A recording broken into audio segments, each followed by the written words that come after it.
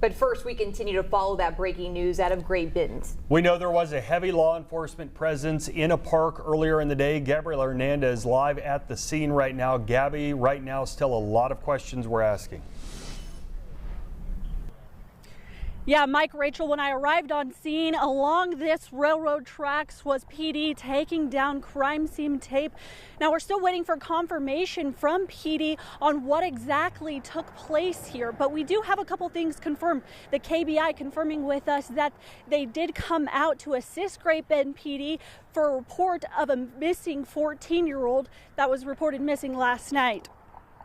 Now, they tell us they were assisting in the investigation but did not detail what exactly happened following that. Right now, we're continuing to wait for confirmation from Great Bend PD about what happened. We know that law enforcement officers have been south of the railroad tracks on 17th Street, Terrence, and Veterans Park.